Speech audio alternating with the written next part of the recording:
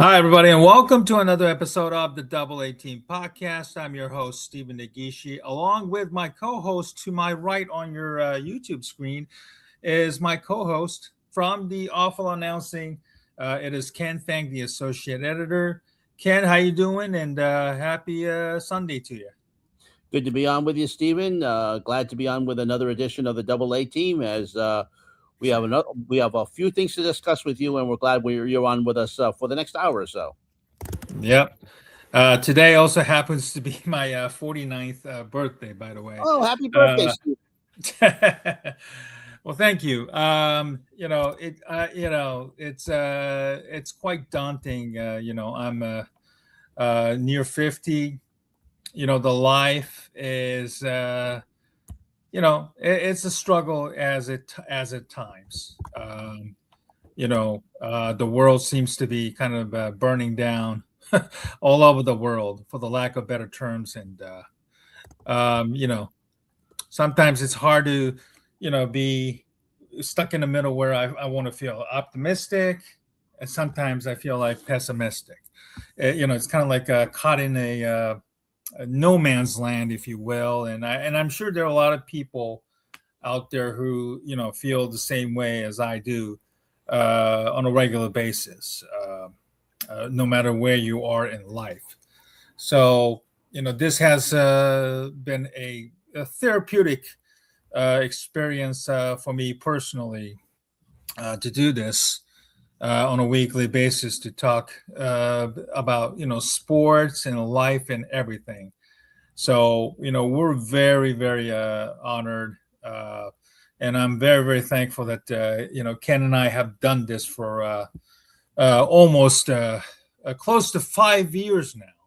Mm-hmm. So yeah, um, you know, and I couldn't be more excited to have done this for the last 5 years, to with the support of Ken and others over the years. So I'm very, very thankful, and that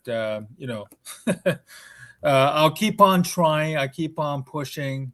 Just to make sure that you know uh, even with the struggles and difficulty, at least I have something to look forward to, and just to forget about life for a few moments, and you know things just keep on pushing myself, and hopefully there will be good things will come in the near future as well. Well, best wishes from me, Stephen. Glad to be on with you.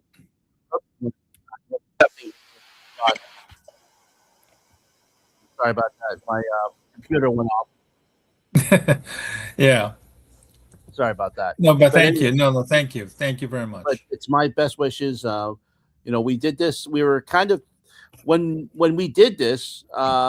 We did this originally on with Aldo Gandia and his live Yeah. stream in Chicago, and we were Right. mostly talking about. And it was a great idea. I was introduced to you via Ben Ku, the Chinese Jew from Awful Announcement, and he said I guess they originally reached out to Ben, and he said Ken would be better on this one with you, and we've done it for 5 years. We of course we left Aldo's network. We thank him for putting us together, but now we are independent, and we're now on my YouTube channel. Thank you so much for okay, and just let me just put that up before you. Don't forget to subscribe down there for where we are, and you can see our live streams and also see um, all of our past shows. But we thank you for doing that. And 5 years, Stephen, it's pretty amazing. We've done it for 5 years, and even though we've never met personally, we do this remotely. Me in Rhode Island, and you right now in Michigan. Yep.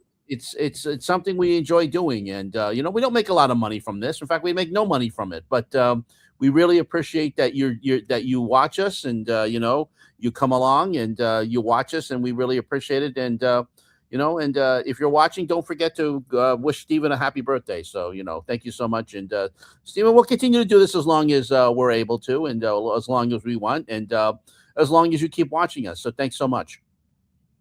Well, thank you, and thank you very much for people watching us, and it's a nice feeling to know that there are people out there who actually came and watch us, and couldn't be more excited that there is things to still to talk about, and really really excited, and sports is kind of in a dead period right now, obviously with the NBA, NHL, and then MLB. Still a month, still a few more weeks away from the opening day. The NFL Combine just wrapped up, and there's a free agency that's probably going to take place in about a week and a half or so. That's going to probably pick up a little bit more. So, really, really excited, and hopefully there are good things ahead. With the March upon us, the weather is finally, turning around a little bit, and hopefully, the cold weather is probably behind us. So, all right, yeah, let's hope so. All right, Ken, I apologize for posting it ahead, but last week at this time, with the Winter Olympics came to a close. The U.S. hockey team wins the gold at Milan Cortina. Obviously, it was a highlight of this Winter Olympics, I think, for most people here in America. But certainly a few days after, or at least the after, Almost it right won away. Right.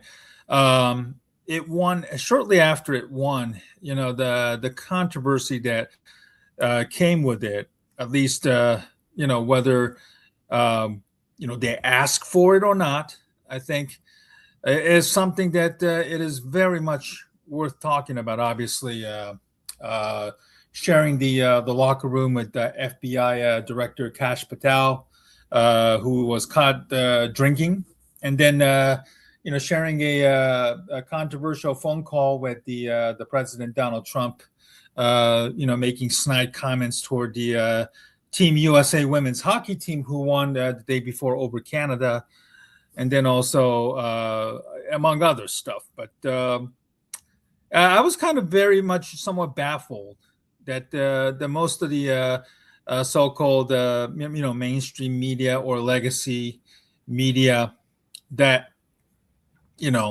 pretended that the conversation or all the nonsense that took place as soon as they won, didn't even bother to pay much attention to it.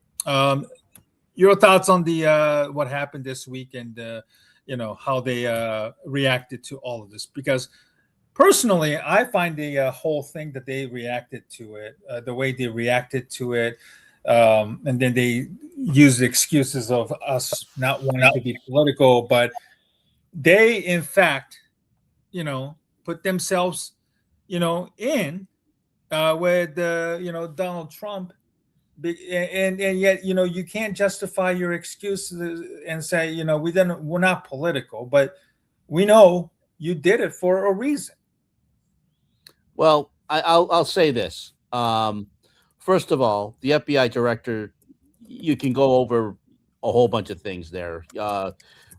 Using taxpayer money to fly a plane that could have been used for other purposes.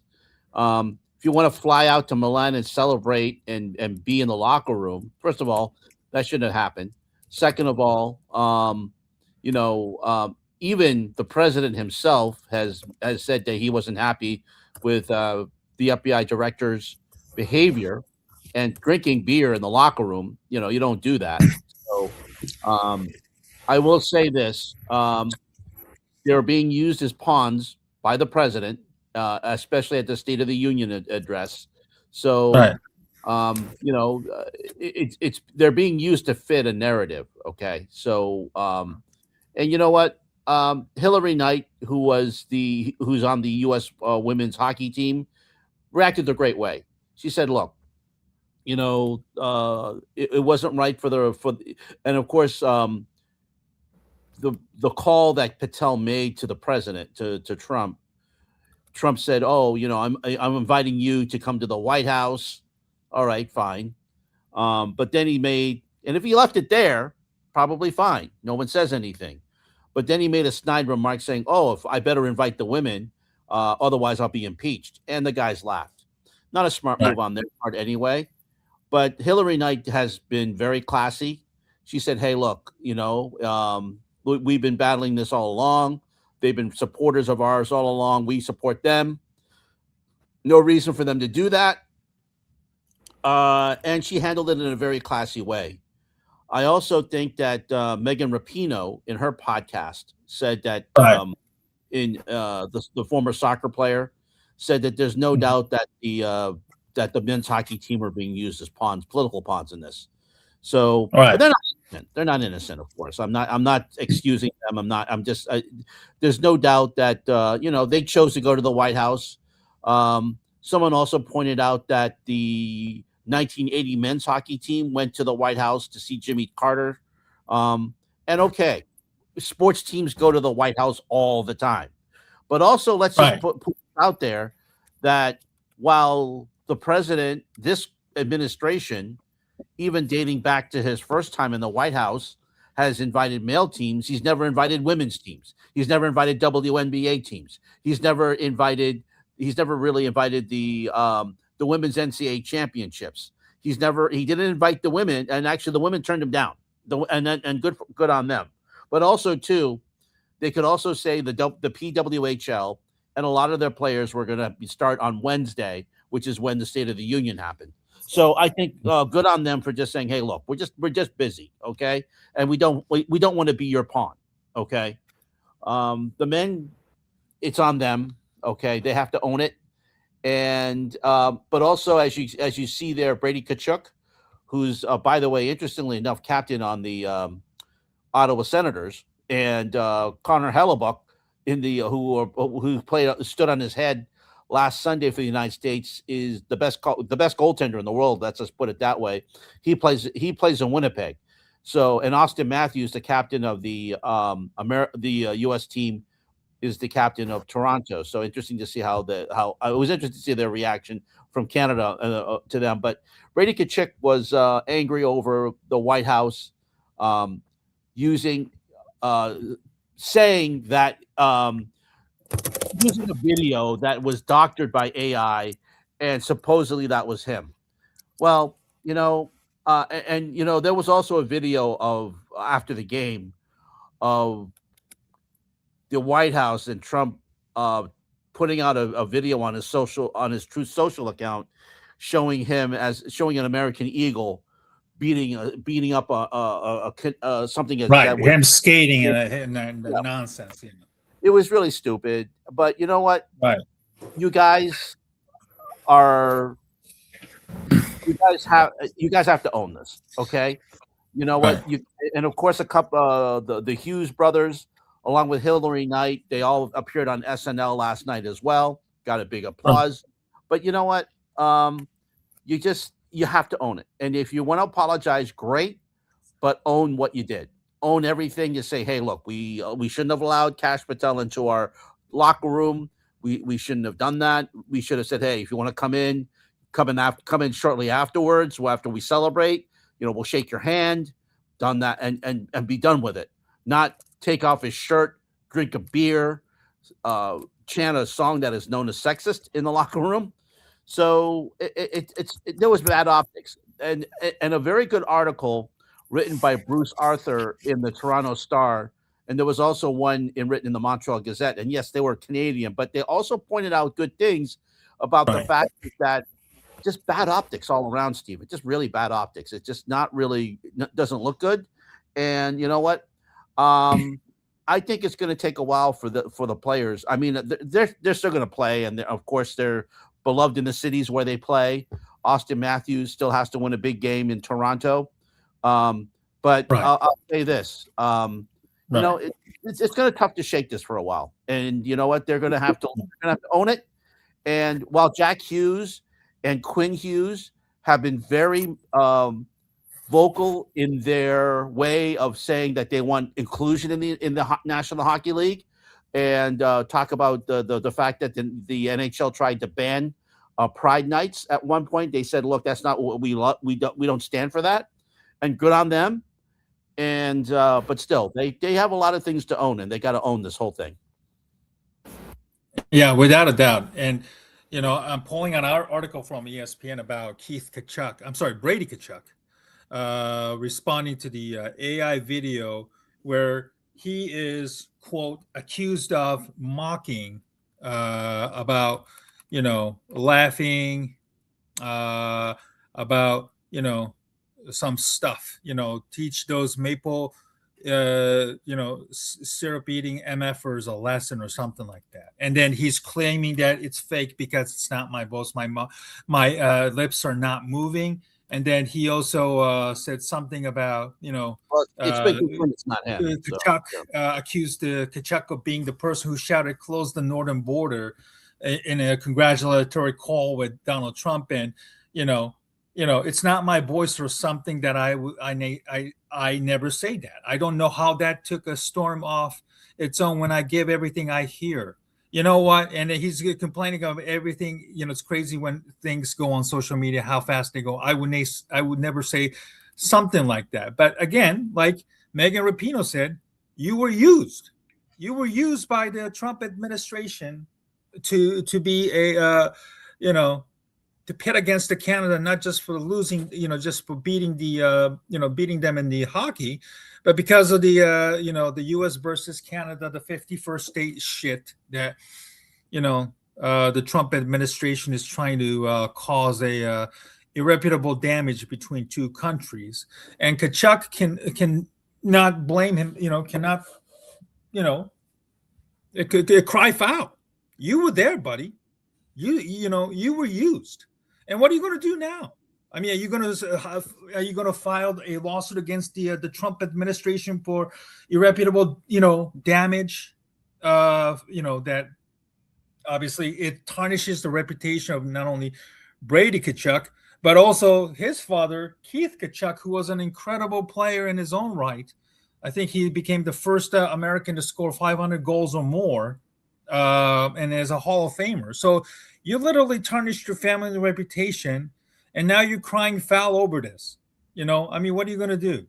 I mean, you're going to be used this by the Trump administration and weaponized against Canada or anything else against maybe perhaps Team USA women or women athletes in general, because now they have a blueprint, and it could also not be used not only against Kachuk, but it could be any other USA hockey players. And they're just basically, standing around responding with when I'm not political, blah, blah, blah. And, their response certainly in facing the media as the NHL resumed this past week, certainly I don't think did not help their image, and certainly did not help their cause, because now it is used against you for the rest of their lives, and people will always remember that. And now the Trump administration will have their images and use that against them, and they're going to have to be the ones who have to explain, like, did they say something like this? And no, they said no. They can, they're obviously in it, and now they're being used. Their images and their voices going to be used in something like this. It's absolutely pathetic, but they're going to have to defend themselves moving forward for the rest of their playing careers. Well, I think they've definitely learned a lesson here. Okay, you're being definitely learned a lesson. Okay, especially about being used by the White House. Of course, the women, they knew that. I think they saw that, and they didn't go. And I'm good on them. So right. Props to them. Yeah. So and they decided not to be going to the state. Like I said, they had their own things. The PWHL was starting that on Wednesday. A lot of teams were going back, and a lot of teams had to go, or a lot of them had to go back to their lives and go back to do their games. And I think, like I said, they have to own this. They're going to learn a lesson from this, And, 4 years from now, whoever the administration is, and whether it's Democrat or Republican, I think they're going to have to learn that, hey, look, maybe it's not a good idea to be used by a pawn. Maybe just not a good idea to go to the White House right away. We got games coming up because the NHL actually was scheduled to start back on Wednesday, and which a lot of teams. And what's interesting is that, as far as Brady Tkachuk and Austin Matthews, they chose to be at the White House Wednesday and then go back to do their play to go back to play on Thursday. I probably a couple of the team members elected to go back to practice because some of them were seen in their whether in Ottawa or whether and their coaches really appreciated that. And if I were a coach, I'd just say, hey, look, I need you here. Okay. We're going to be going back to the season. While you were playing, 80% of our players were not playing. So they're going to be rushed. We need you back here. So if I was a coach, I probably would have said, hey, it's up to you, but I would prefer you to come back. Okay. So, but again, it's on those players who elected to stay and decided to go to from Florida, where they arrived, and then go on to the White House. So that's on them. And like I said, they'll probably think twice if a situation like this happens again in 4 years, Stephen. Oh yeah, it will happen. There's no question about it. I think their legacy and reputation are marred for this. I hope it was well worth it for these guys because it's going to be very, very difficult for them to recover from this moving forward. NHL certainly didn't, have a huge bounce back from the post Olympics by nature. But they alienated their, a lot of the fans, no question about it, on both sides of the North America, and certainly the way the media coverage. Certainly, not addressing, ESPN or any other traditional media outlets, didn't even address this. Certainly, kind of, I don't know, is very much baffling to me, Ken. Yeah, I mean, it is that way anyway. It's been that way. The media doesn't lead; it follows. And I think the sports coverage, the sports media didn't know how to cover this. And as you mentioned, even the CNNs and all the other networks that normally cover news didn't know how to cover it either because they don't cover sports. So it was basically this was in the middle. So they didn't really cover it very well, and it took to the social media to come out and with the comments about it. So. Again, not really covered well, and all the stuff that's been going on with consolidation, and we'll discuss a little bit later on. Stephen, we'll discuss Paramount's eventually taking over of Warner Brothers, and we'll talk about that, what that means for sports. It was more of a situation where there was not enough criticism of the FBI director. Using a taxpayer money to fly to Milan to be in the criticism of him being in the locker room, which he shouldn't have been while the case is going on. So there wasn't enough. I don't think there was enough criticism, especially in the media. There's no question about that. Yeah. All right. So let's move on to the next one. This is probably a little something more of my alley there. Another controversy involving Brazilian soccer superstar Vinicius Jr. and racism in soccer. Okay, so this happened late last month in a Champions League match between Vinicius Jr. and Real Madrid of Spain versus Benfica of Portugal, which is a longtime powerhouse, in Europe. So Vinicius Jr. has long been a target of racism in Spain.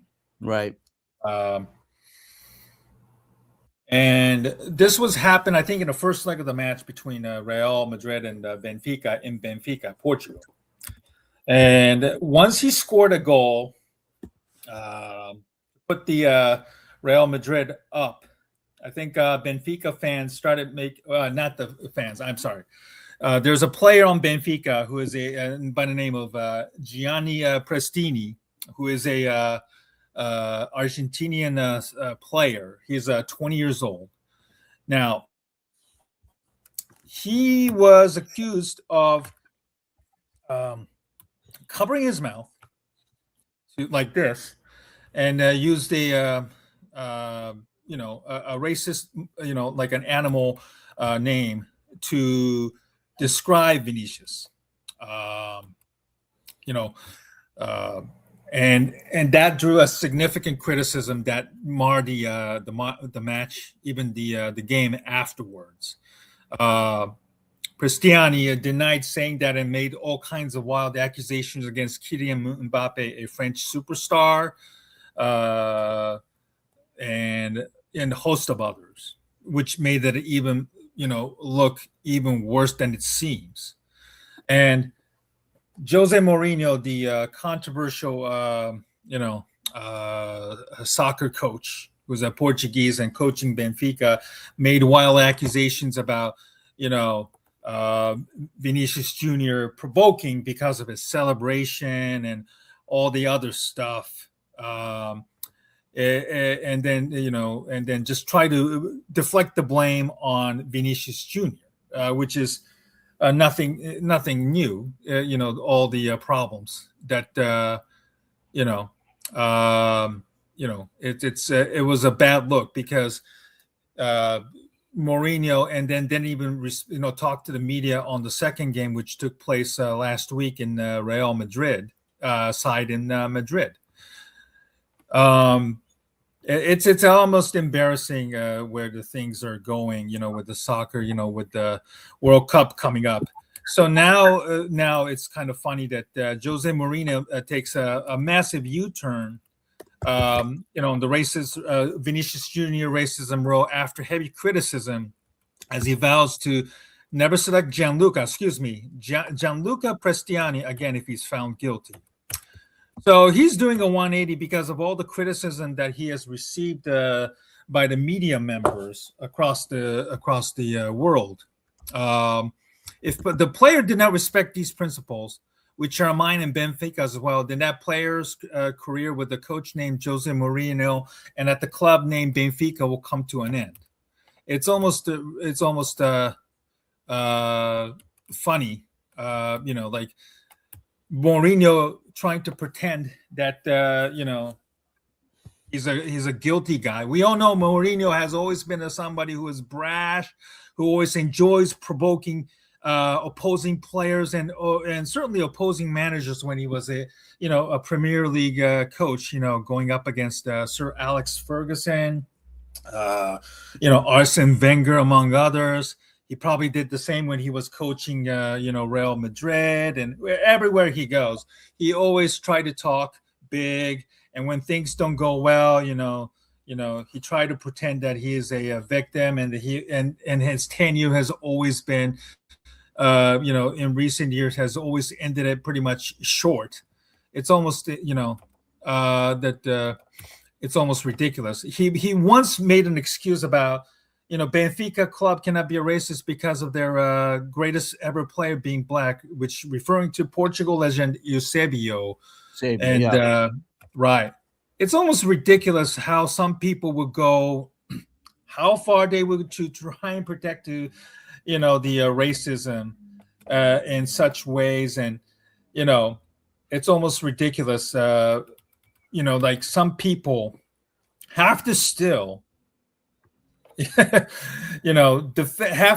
to defend themselves these years, and then hold on a second. I'm gonna try and call it. Yeah, and it's just mind-boggling that people like Vinicius always has to defend themselves, And then it's just mind-boggling that people like Vinicius. I apologize for repeating myself, having to defend himself, and then organizations like UEFA and FIFA seems to be sleepwalking all these years, and now they're having to answer and then come up with a real-time solution before things like this happens. And it always seems to be the same person, and that is Vinicius Jr. Ken. Well, I'm not familiar with this story, so I'm going to have to defer to you. I really can't make a good comment on this because I'm not very familiar. I know what we've discussed Vinicius Jr. again in the past, but I'm not familiar with this one. And of course, Mourinho, of course, coached my Chelsea team. So again, kind of difficult for me to comment as I'm not familiar with the story, Steven. I get it, but the racism is a huge problem in soccer. Right. We've also discussed the what's happened in Mexico with their ridiculous chants against the goaltenders and their behavior when throwing urine. It's a ridiculous thing. It's tough to watch, Stephen. But again, I'm not familiar with this one story against Vinicius Jr. So I'm going to refrain from commenting because it wouldn't be right for me to make a comment about this particular incident. Mm-hmm. Will I get flagged if I play a video from ESPN FC about this? I think we might. We got to be careful. Okay. Well, I probably would have had more to add on that one, but it's a sad ordeal. It is. We hate to see and we're going to call out racism no matter where it is. And like I said, I'm just not familiar with. The perpetrators deserve to be called out, and people like Mourinho pretending that using the greatest player being black as an excuse to defend his players' racism is a sad excuse. And now all of a sudden he's changing his tune because apparently Prestianni spoke to several others and admitted he used the an animal word to describe Vinicius Jr. because he's a black Brazilian player. Is being leaked out, and now I think Mourinho did a 180 because he knows that Prestianni is guilty, and then that his comments about defending Prestianni is going to backfire on him and his club as well. So it's a sad ordeal, and that it's a vicious cycle, and that it needs to be taken more seriously, and it needs to have significant consequences, not just for the players, but for the coaches and the clubs who go a long way to defend something like this in a world of sports. So anyway, all right, let's move on to the other stuff. This is probably more of a something in the Ken's Alley. Paramount obviously takes over Warner Brothers Discovery. They've accepted the bid over Netflix. Certainly, TNT and CBS Sports obviously are key component in the Warner Brothers sports. Certainly, just in time for the March Madness just around the corner. Ken, what are your thoughts on the official takeover with the Paramount taking over Warner Brothers, and certainly David Zaslav is not our favorite guy. Probably even more hated than he is now. So well, let's just put it this way: Paramount is owned by Larry Ellison, who is his father, David.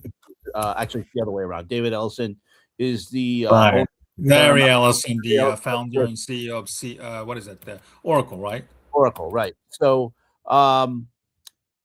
so ever since David Ellison took over Paramount last year, he's done everything to make CBS more conservative news, CBS News especially, hiring Barry Weiss to take over, who is a notorious right-wing person, and also wasn't necessarily qualified to take over because she's never run a network before, never been in television news.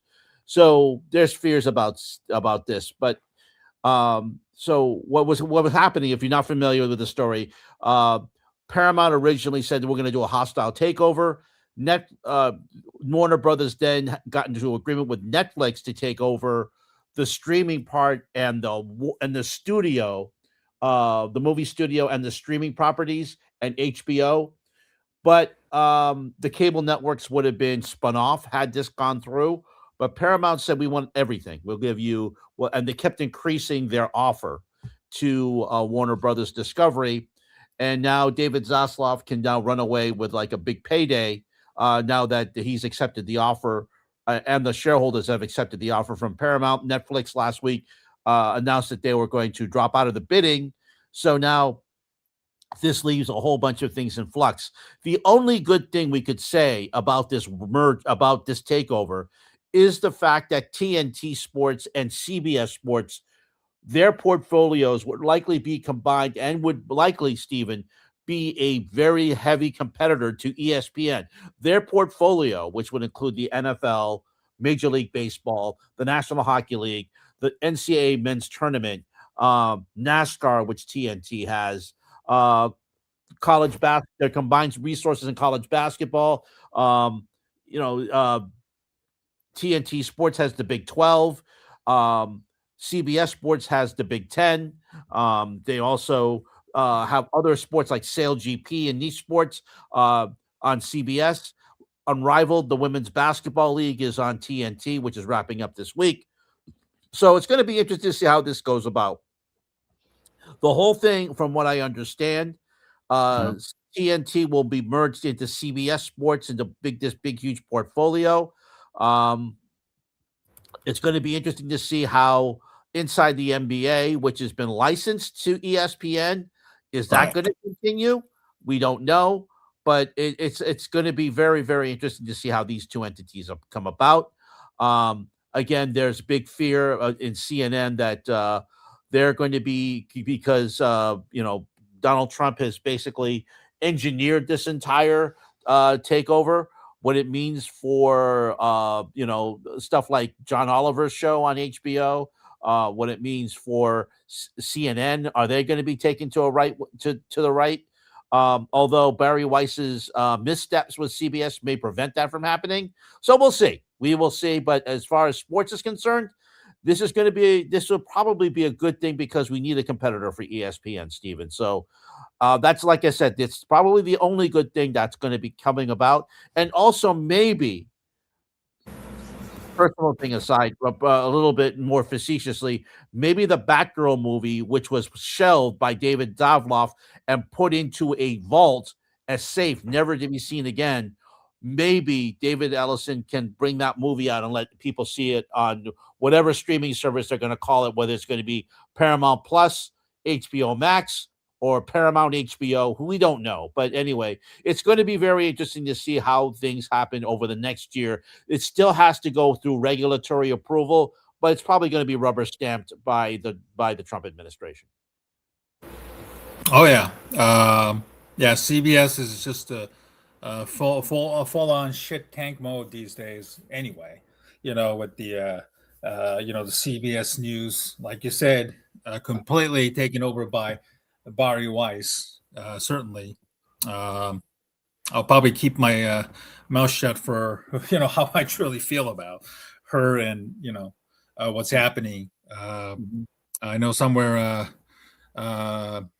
Walter Cronkite is probably rolling in his grave right now. Anyway, but yeah.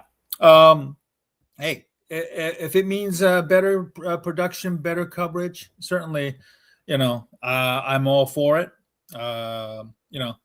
ESPN certainly is a shell of itself, former self. Yeah. And if it means a better sports for better access for more people, great. That's all we can hope for at this point. So yeah, I mean, like I said, it would be second largest sports behemoth, and if they're able to do some stuff that ESPN can provide some better competition to ESPN, great. But we'll see what happens. I mean, the NHL and the Major League Baseball, anything that the sports wants to do would probably be rubber stamped by David Ellison and that's fine. That's good. We want it. We want that. We want more competition for ESPN, and maybe Mhm. Comcast will be forced to do some things with NBC as well. But it's something we'll have to wait and see. And we'll keep an eye on it. And if it gets worse, we'll call it out as usual. Absolutely. Absolutely. All right, let's move on to the other interesting sports news. NASCAR has begun, and Michael Jordan, the NBA legend, is off to a pretty good start. Apparently, he's won the last week's game. Well, he won the season opener. What is that? The Daytona 500. Now, this past week, or actually tonight, he also won another one with the same driver, Tyler Reddick. It's actually quite interesting, because not too long ago, NASCAR and MJ were having a huge fallout.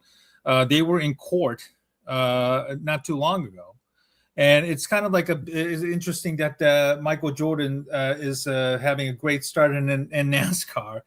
Certainly doing much better than the half-ass effort he gave on the NBC NBA interview, as well as a big FU to NASCAR, a big irony considering their lawsuits.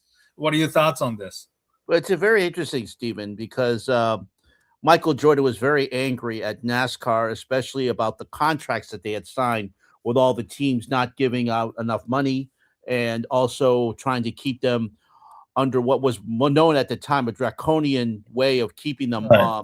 and not allowing them more freedom. Well, there was they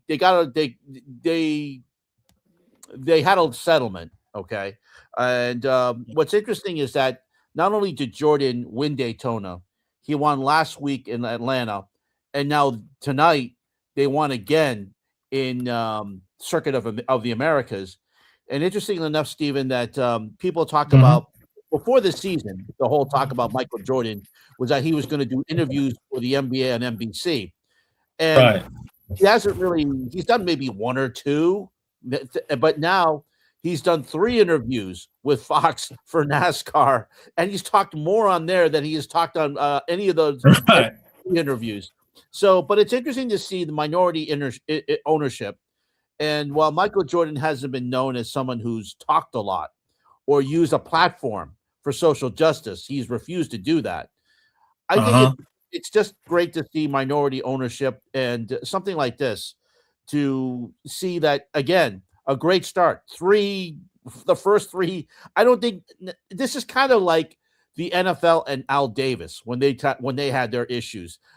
Pete Right. was forced to shake the hand of a man who was suing him. When they won a couple of Super Bowls, if you remember, back in the 1980s. So I'm sure that the France family and the people who are all with NASCAR, they're not thrilled with this, but they're also knowing that it's very good for diversity and also knowing to get for inclusion.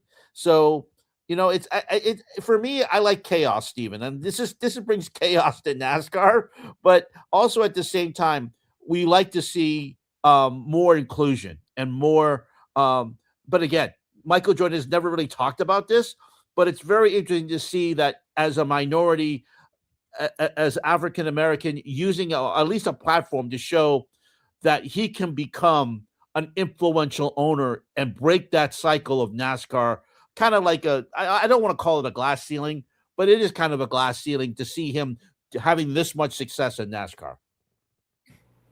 Yeah, unfortunately, we know that NASCAR has had long history when it comes to racism and all that stuff. Bubba Wallace with the news stuff not too long ago. We know that one. Right. And then Kyle Larson, who's part Japanese, was caught using the N-word while during COVID, and then having to offer a half-ass apologies with Emmanuel Acho, I believe that was on Fox. I remember calling that out as well. And there was a black driver named Wally T. Ribbs. He was never really accepted in NASCAR. So it's great to see this. It really is great to see this, and I think privately, the other owners are very happy to see Michael Jordan be on the front and center of this lawsuit that was eventually settled. But it's interesting to me that it's Stephen, that to see him with the shackles, maybe that's a bad word, but with all the restraints taken off of the owners now, and better conditions and more of revenue sharing amongst the owners, to see this interesting development of Michael Jordan's team winning the first 3 races of this season. So it's very interesting. Yeah, absolutely, absolutely. Great for Michael. Jordan's post NBA career hasn't always been, great. His time with part owner of Washington Bullets / Wizards / Wizards. I Right. should say, wasn't all that great. Hornets. And then the Bobcats and Hornets hasn't worked out as well. It's good to see at least now with NASCAR. He's sticking it to NASCAR and all the controversy he had to endure and lawsuits. And it's nice to see something that Jordan seems to be excelling off the field, and hopefully, NASCAR will embrace more, minority owners / minority drivers, because it's a sport that is in a desperate need of positivity, if you ask me. All right, Ken.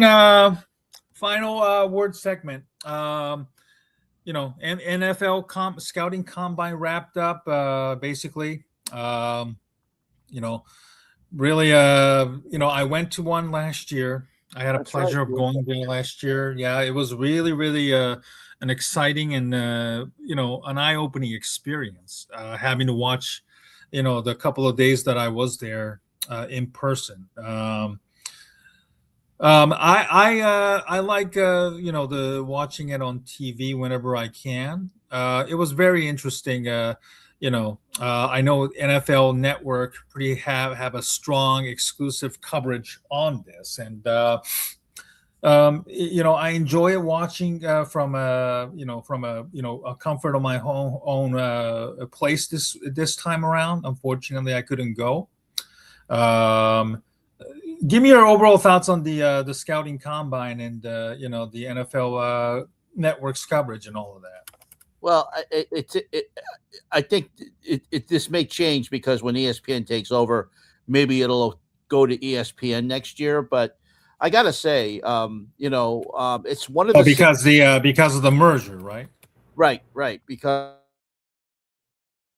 excuse me, before as they take over, NFL Network is taking over ESPN, and they got regulatory approval just last month. But we'll see what happens. But it's a signature part of NFL Network. And I know people say, "Oh, I don't like to watch the NFL Combine," but they seem to get better and better ratings every year. So if you're not watching, who is watching? Tell me who is watching. I mean, but I think it's great to see some of the kids, and we're seeing records this year, Stephen, with the 40 and with the leaps and the jumps. Yep. We're seeing, and while some players and some people going to the draft don't want to necessarily go to the combine because it's like a cattle call because you're with other players. Some people like the controlled environments, and now schools have their own pro day where scouts go. But right, it's a chance for those who are kind of on the cusp, whether they're like on a 3rd round or 4th round, they have a chance to move up, maybe to the 2nd or maybe even the 1st round. And while people don't necessarily like to watch the offensive and defensive line doing a 40, that's where your bread and butter is. I mean, you need an offensive line and you need a defensive line to win. I mean, it's great to have sex. It's the sex appeal, of course, Stephen, is with the quarterbacks and the running backs. Those are the guys that are going to run and the wide receivers. They're going to run the faster 40s. We all know that.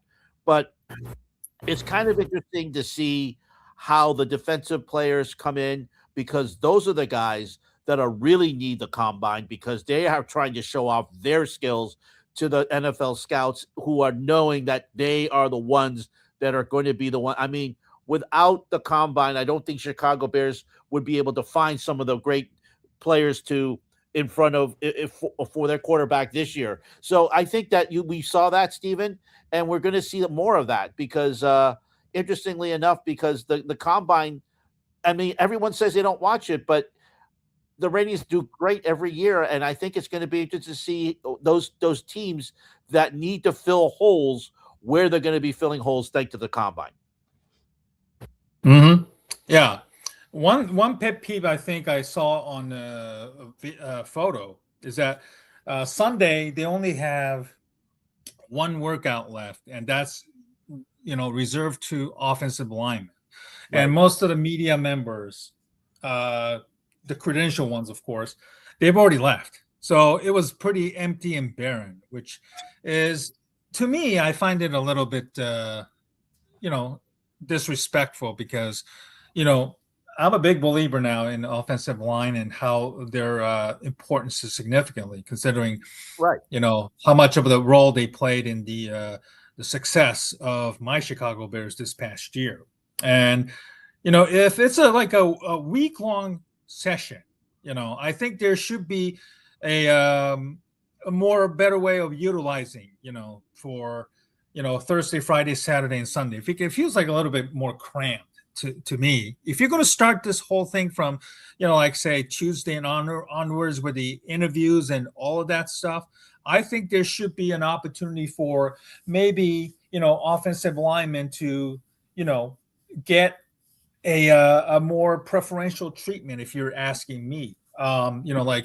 Say for example, you could have offense and defensive linemen work on the do the day one or day two, whenever they can do the drills together.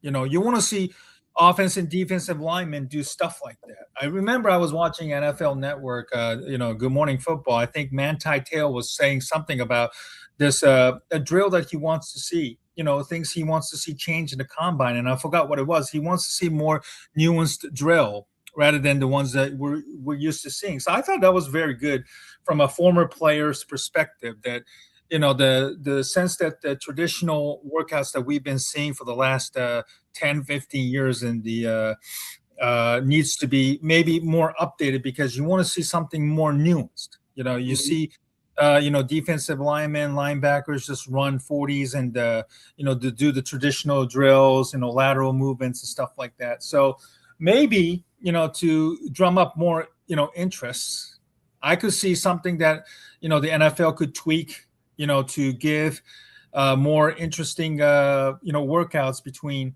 say defense versus offensive line, and then how, not in a real combat engagement stuff here where they have to put on pads and helmets, but they would do something, in the, something lateral, drills and stuff like that, where they would have to actually, face, a traditional offense versus, defensive drills or something like that, maybe to, drum up a little more interest. Hopefully there won't be any significant injuries when you do something like that.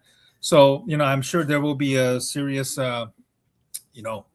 discussion that needs to be had just in case if a player, gets hurt and stuff like that. And unfortunately, these things do, cause injuries, unfortunately, whether, players slipping or limping up. We've seen several people, several players after they run a 40 or after they make a catch or something, they slip and, limp up a bit. So that's obviously a bit of a slippery slope there. So, but overall, I still enjoy watching them all these years. I'm a big draft fan myself.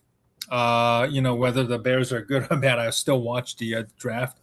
Certainly. So overall, I think NFL Network has done a great job, and I'm very curious what happens with the ESPN coverage moving forward.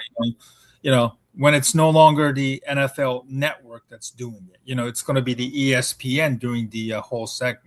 How are they going to fit that into their schedule, at this time of the year next year, Also, too, Stephen, is that the NFL is seeing how successful that Indianapolis has been as a host for the scouting combine. I think it goes back to the 90s. Since the NFL went to Indianapolis. They have been the host of what was in the RCA Dome, or whether it's now, of course, now Lucas Oil Stadium. They signed a very short-term contract to keep it there. I wonder if we're going to start seeing, kind of like the NFL draft, is it going to start moving to other cities? Is the NFL going to say, hey, look, it's great that you're in Indianapolis, but let's move it around? Are we going to see maybe it go to, and of course, they like the indoor environment and it's controlled. You don't want to have it in Pittsburgh in the middle of the winter time. So are they going to move it to, let's say, another dome stadium down the road? Would they move it to Detroit? Would they move it to Minnesota?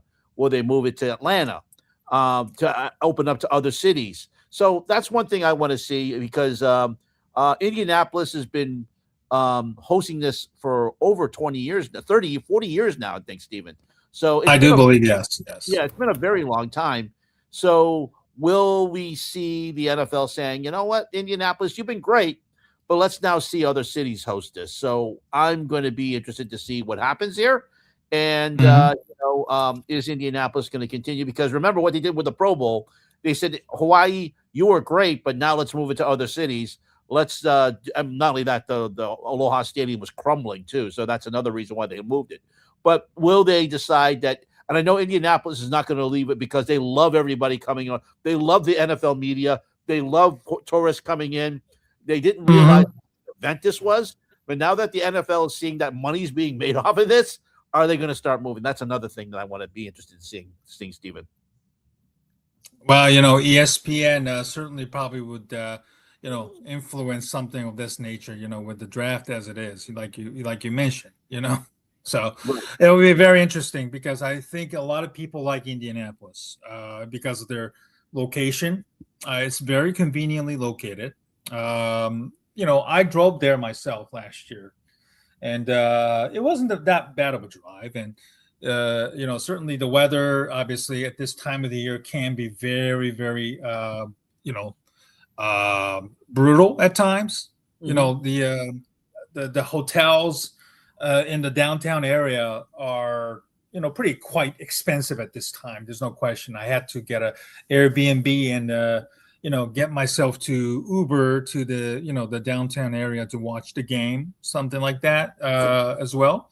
I was fortunate enough to book myself for my birthday last year to the famous St. Elmo's Steakhouse and try their shrimp cocktail, which really blows your nostrils off because of their spiciness. I'm not kidding. If you have a terrible sinus, or if you're sleepy, it will wake the hell out of you. That shrimp cocktail thing, they talk about it. It's how it is in Legendary. It really is. So I was able to experience all those things, and it was really, really fun. And hopefully it will stay in Indianapolis, given the tradition. And I know tradition is as a dying no matter what it is these days. But some of these things, sometimes I think it's probably better to stick to it, unless something bad happens, which so far hasn't been the case. But well, Ken, anything else you want to add? Yeah, what's interesting is I'll do my final word segment again, and then do the NFL. I don't know if I mentioned this last week, but there's going to be some interesting bidding coming up for the 4 games that ESPN has to give up. Remember, these were the 4 games that were part of a doubleheader for Monday nights, and nobody liked those. Nobody really liked them at all. Whether they were concurrent games that ran at the same time at 8:15, or ESPN had a game at 7:30, and ABC had a game at 8:15, or in the case they brought back the doubleheader, the 7 o'clock and the 10:15 game. Nobody liked those. So 4 games are going up for bid. YouTube is supposedly it has the inside track to get it. But if this, and again, if it goes to YouTube, that's fine, because we don't pay for YouTube unless you pay for YouTube Premium to get to stop to get those stupid ads that come in the middle of your video. But again, that's a streaming service that you don't pay for, so that would be okay.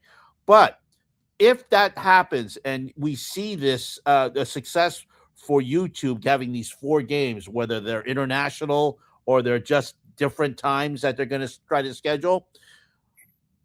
Watch down the road, Steven, that they might do in the next TV contract, maybe 4 games to Netflix and maybe 4 games over to Peacock. And so we'll see what happens. But the 4 games that ESPN that had last year as part of a doubleheader for Monday night will now be up for bid. And supposedly YouTube has the inside track. It'll be interesting to see how that happens. And again, it's another streaming service. But at least unlike the others like Netflix or Peacock or whatever, YouTube TV, at least the YouTube that you watch go there for free to watch videos. At least you won't have to pay for that extra. And that's what I'm thinking there. But interesting. We'll watch that. I think an announcement will be coming up very soon. And when that happens, of course, we'll cover it off while announcing. But it's something that I just wanted to put that out there. Like I said, if I mentioned it last week, I apologize, but I just want to let you know that YouTube has the inside track from all the things that we're hearing, whether from Austin Karp from Sports Business Journal or from John Oran over at Puck. We all are seeing that probably YouTube will get those 4 games, at least for this season. Mm-hmm. Well, on that note, Ken, we'll put a bow on this show. Thank you very much for 114 people who came to watch this live stream, recent latest edition, I should say. Make sure to follow us on our X, and then also subscribe to our YouTube channel. You can see the youtube.com/@FangsBites. That's our YouTube channel there as well. Listen, Ken, thank you as always for doing this on this Sunday night. I'm going to enjoy the few hours that is left on my birthday and, get ready for tomorrow as well. I'm sure you have to do the same as well. As always, thank you so much for those watching us. And also, I want to personally thank once again to my co-host, Ken Fang, for doing this, not just this Sunday, but also for the last almost 5 years or so. And, I couldn't have found a better partner to do this on a regular basis. So thank you, Ken, once again. And again, happy birthday, Steven. Thank you so much. Great to be with you every week. It's been one of the more rewarding experiences I've had. Like I said, we don't make money off of this. We like to, but you know what? Hopefully, yeah, hopefully, yes. Yeah, we like to. And if you want to advertise, contact with either Steven or me. We'll figure this out. But again, thank you so much for being part of our experience and for the people who come in. Luckily, again, I put a notice out on Twitter that this was out because, again, the guy who runs Twitter, I'm not going to mention his name, that jerk. He's preventing our streaming service from having a live tweet go out. So I managed to do this manually. So those of you who found us, thank you so much. Whether you found us on YouTube or X or Blue Sky, thank you so much. And we will see you again next week. All right. Thank you very much. We'll see you next week. Have a great evening and enjoy this upcoming week. Take care, everybody.